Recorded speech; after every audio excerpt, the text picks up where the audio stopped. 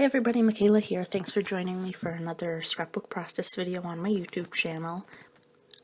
Today I am doing another layout for my nature album that I started a few weeks back. I'm going to be featuring some pictures that I took over this past summer, so 2015. And one is going to be of a hydrangea that I took a picture of and of some hanging flowers. So here you see me going in, and I'm just starting by adhering that first picture. And now I'm going to put that doily that you see over on the right side of the page. I'm going to end up gluing that there and then layering the hydrangea photo on top of that. And this page in particular is going to feature a lot of stamping with Versamark ink and embossing.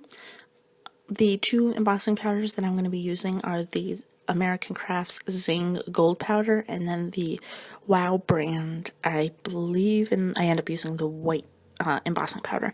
I went back and forth on which color would look better, but I believe I used the white one. So now you see me there. I'm going to start trying to lay down some of the stamps that I had already picked out.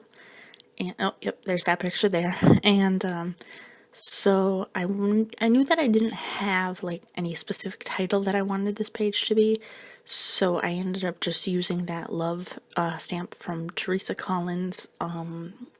What brand was it? Fiskars. It was a Fiskars stamp, and now I'm going in with some paint splatter cling stamps that I have.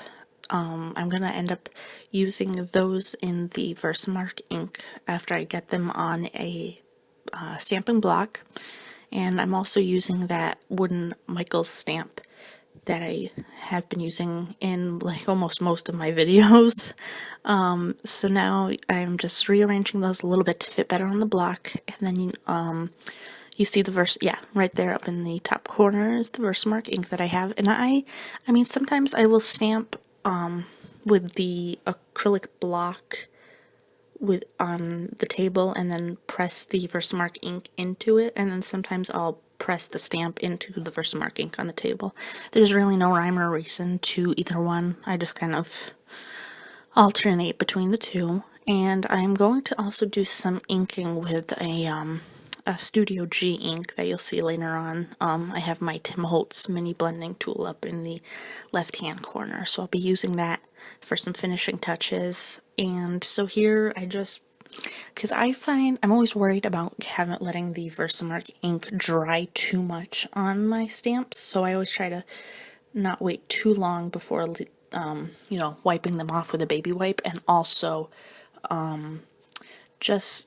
it's definitely a careful balance, because at the same time I don't want to use the baby wipe and let the ink on the paper dry too fast, but I also don't want it to ruin my stamps. And here I am putting the American Crafts Zing powder on there, and I try to be very neat. I use my coffee filter technique that I learned from Jennifer McGuire on her channel. Watching her videos, that's where I learned to do this. And as you saw, there was frustrated because I dropped some of it from the coffee filter, but it wasn't totally messed up, thankfully. Because let's be honest, embossing powder is not a cheap part of scrapbooking. So now I'm just going in and I'm going to, before I heat set any of these inks or embossing powders, I am going to put the Michael's heart stamp down just so I can have them done at the same time. And I don't remember, because I did this layout a few weeks ago. Yeah, I didn't use the gold one on that one, I used the white one. Yeah, because like I said, this was like maybe 2 weeks ago, that I actually made this layout and recorded it, because I've had a lot of finals for school in my senior year and all that, so I will be graduating in May, but in the meantime, I still, thankfully I'm on vacation this week, but the last couple weeks have been very hectic, so that's why I didn't get a chance to have this video uploaded last week like I had originally planned to. So now you see me going in with my heat tool, and I believe it's a Darice heat tool that I got. I got it on Amazon over, I think, Christmas, I believe it was. And so now you can see it, and I always love watching other people emboss on their scrapbook papers because I think it's just so neat to watch. So that's why I ended up showing it up close here. And so that should do it for that part. And of course, I did not take the necessary precautions to flatten my page enough, so you see it's a little warped there in the corner, but I fixed it, and in the album it looks fine, you don't notice it. So I'm not sure what I'm doing now. Oh yes, okay. This is where, okay, this is the note why you should not wait 2 weeks before doing a voiceover, because you will forget what you did. So now I'm going in with my, like I mentioned earlier, that Studio G, I think it was the sky blue color. I got it at my Joann's in the stamping section. And so now I just decided I wanted to not be, I wanted the doily to not be as bright white, so I just went over it a little bit with that ink to kind of give it a little bit more dimension and color. And since I figured that blue wasn't totally random, because that hydrangea, you can't really see in the picture, but it has little hints of blue on the actual flower petals, so it all ties together in the end. So now I'm just going around there, and I'm still a newbie to using the Tim Holtz blending tool, so I'm kind of still like cautious, like I don't want to get it all over everything, but I'm kind of branching out a little bit and using it more differently than I did at first. And so now I'm just going to be going over that and cleaning it, and I cut out all of my scrubbing that craft mat because it wasn't a pretty process. I need to learn to keep paper towel on my work surface because the baby wipes sometimes don't do enough by themselves. So if you are somebody that's trying to get into stamping on your layouts, I would highly recommend keeping paper towel there on your work surface. Now back to that layout, you see me there. I'm trying to decide what color to put the love in, because originally I was going to emboss it, and then I was debating, back and forth whether or not that'd actually be a good idea, or if I should use a pink color. And you actually see that I have that pink Hero Arts ink on the left side of my table there, but in the end I ultimately go in with the Versamark ink, and I'm going to put the gold Zing embossing powder on that one, and I'm trying to get the coffee filter for that. And this time at least I don't spill it everywhere like last time. So now, and when I emboss, I do like to put a pretty generous amount on the area while the ink is still wet before I heat set it, just so that I make sure that it's covered really well. So now you're just going to see me pouring that back into the container, and then I'm going to get my heat tool warmed up and use it on that.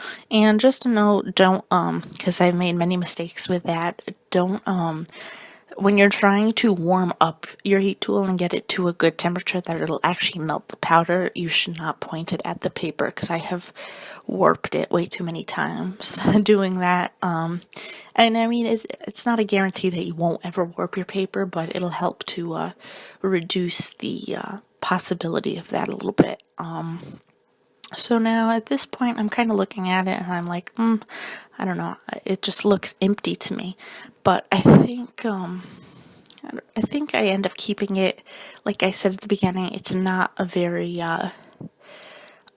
what's the word that I'm looking for? It's not like an embellishment heavy layout. It's pretty simple, especially for me, because I like to make layouts with lots of gemstones and embellishments and all that. But for here, I'm just going to go in with some of my Heidi Swap color Shine. And oh yeah, this was the bottle where I cannot get it to spray, as you see me struggling with it here. I don't know if I didn't, if it fell or something happened to that spray bottle. So I have to get a different actual pump for it so that I can use it. It's like a light pink color.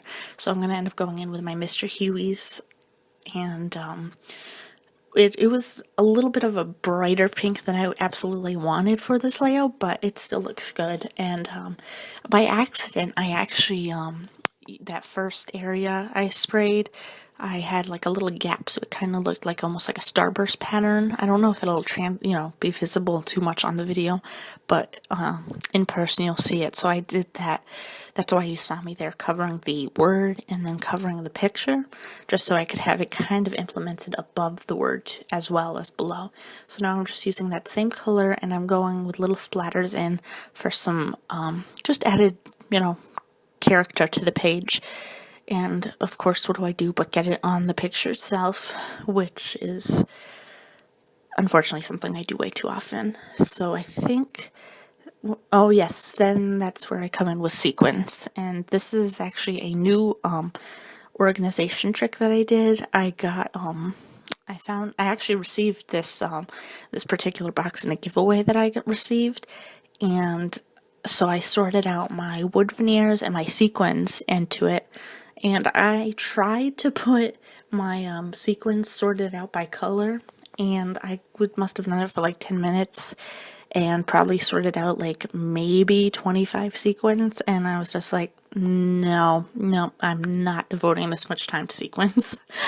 So now that's why it's all mixed together there, except for those two compartments, which were from the, I forgot if it was the Heidi Swap brand, where they already came sorted, like they had the gold one separate and the black one separate. So, but it was like a large multi-pack where I just quit, I could quit sorting them out. So now you see me laying them down there with some of my Ranger glossy accents, which I finally got a new bottle of, because I mentioned a few times that I was frustrated using my white liquid glue because I didn't have glossy accents. So I finally got that new bottle in, and you see me using it here. And there's really no rhyme or reason to how I'm putting these sequins down. Just, I'm just sticking them really wherever I thought they looked nice. And they're like in the peaches and golds and silver colors, just kind of tie in the flowers and then the embossing powders. And I think that should just about do it for this particular layout.